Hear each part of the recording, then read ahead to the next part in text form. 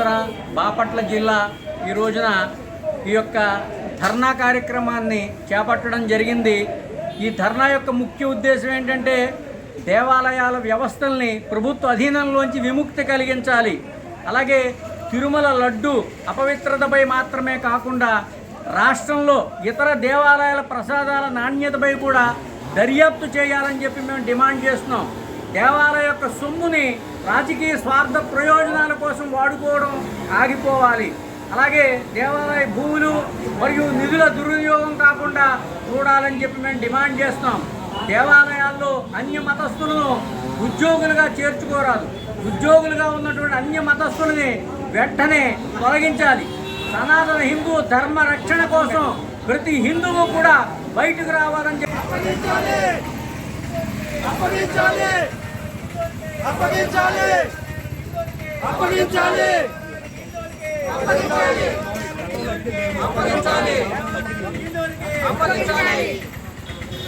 జై శ్రీరామ్, జై శ్రీరామ్, జై శ్రీరామ్, జై శ్రీరామ్, జై శ్రీరామ్, జై శ్రీరామ్, జై శ్రీరామ్, జై శ్రీరామ్, జై శ్రీరామ్, జై శ్రీరామ్, జై శ్రీరామ్, జై శ్రీరామ్, జై శ్రీరామ్. నమో వెంకటేశాయ, ఓం నమో వెంకటేశాయ, ఓం నమో వెంకటేశాయ, ఓం నమో వెంకటేశాయ, ఓం నమో వెంకటేశాయ, ఓం నమో వెంకటేశాయ, ఓం నమో వెంకటేశాయ, ఓం నమో వెంకటేశాయ, ఓం నమో వెంకటేశాయ, ఓం నమో వెంకటేశాయ. జై శ్రీరామ్, జై శ్రీరామ్, జై శ్రీరామ్,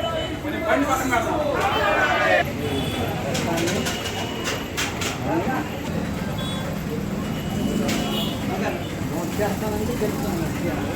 ఇది రాష్ట్రం మొత్తం మీద జరుగుతోంది. ముఖ్య కారణం ఒకటే, దేవాలయాల పరిరక్షణ మన బాధ్యత అని ప్రతి భారతీయుడు కోరుకుంటున్నాడు. ఈనాడు రాష్ట్ర ప్రభుత్వాలు అలాగే కూటమి ప్రభుత్వాలని కళ్ళు తెరిచినాయి. ఆనాడు విశ్వ హిందూ పరిషత్తు ఒకటే మాట అంది, ఈ యొక్క సంస్కృతి సాంప్రదాయాలు కాపాడాలంటే హిందువులు ఐక్యతగా ఉండి మన దేవాలయాలు మనమే కాపాడుకోవాలనుకున్నాం. కానీ గత ప్రభుత్వాలన్నీ కూడా రాజకీయం చేసేసినాయి. ఉదాహరణకి మీ ముందు ఉంచుతున్నాను, కమిటీలు వేయాలంటే రాజకీయ నాయకులను తీసుకొచ్చి దేవాలయాల్లో కమిటీలు వేసి వాళ్ళకి ఆ దేవాలయ సంస్కృతి సాంప్రదాయాలు తెలియని వాళ్ళని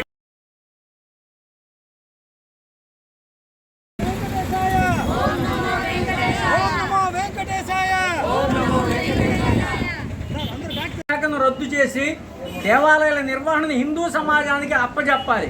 మత మార్పిడులు విస్తృతంగా జరుగుతున్నందున ప్రతి 3 సంవత్సరాలకి ఒకసారి ఉద్యోగులు, ట్రస్ట్ బోర్డు సభ్యులు వీళ్ళందరూ కూడా హిందువులుగా అని చెప్పి డిక్లరేషన్ ఇవ్వాలని చెప్పి డిమాండ్ చేస్తున్నాం.